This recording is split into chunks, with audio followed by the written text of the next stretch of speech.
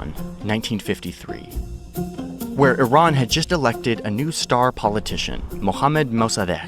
He rises to power believing that Iran must take back control of its most valuable natural resource, oil, which at the time was completely controlled by a British company called the Anglo-Iranian Oil Company. We know it today as BP.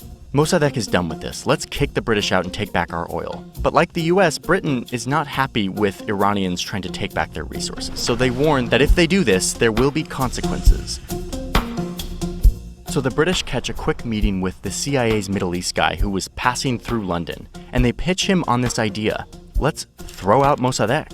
The CIA's like, okay, and they kind of sniff communist vibes on Mossadegh with this big desire to nationalize Iran's oil, or at least they tell themselves they do. So the CIA agrees, and they secretly send this guy to Iran. He's the Middle East bureau chief, Kermit Roosevelt. He's like in his 30s. Oh, and yes, he is the grandson of another big coup guy, Teddy Roosevelt, who I have gone into in other videos. Roosevelt sneaks into Iran and is given $1 million taxpayer dollars to use, quote, in any way that would bring about the fall of Mossadegh. So now there's American CIA agents in Iran secretly trying to overthrow the government. And it's a rocky start at first with a bunch of failures. But they start using their money to get traction, bribing politicians, religious clerics, and other leaders to say divisive and controversial things about Mossadegh.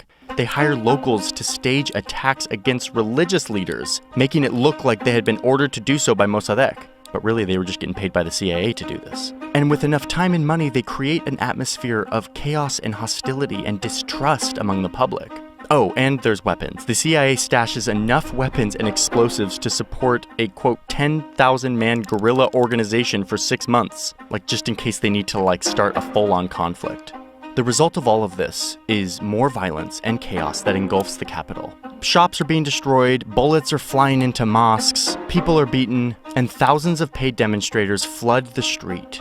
The city falls into anarchy, all of it orchestrated by CIA money. And in the end, this all results in a bloody shootout at Mossadegh's house. He eventually gives up and turns himself in. He's put through a sham trial and found guilty of treason and sentenced to 3 years in solitary confinement and then house arrest, where he stayed until his death. The previous ruler of Iran, Mohammad Reza Shah, which just means king, had fled the country. But now, with the democratically elected Mossadegh gone, and with the backing of the US and UK, he could charter a flight back into Iran and take control. The Shah crowns himself in a tradition which goes back 25 centuries. His title is King of Kings, and he becomes Emperor of his nation. The US really came out on top here. They got what they wanted. They now have an American-friendly dictator in a powerful country in the Middle East, who is now welcoming American oil companies to get in on one of the largest oil reserves on Earth. Under the Shah, Iran becomes a brutal police state. He executed military officers, student leaders, anyone associated with Mossadegh.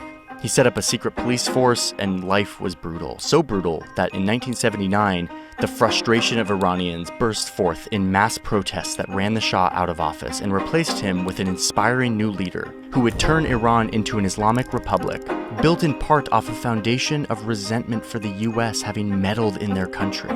The Islamic Republic has held power ever since, and has morphed into the oppressive theocracy we know today, though maybe not for long.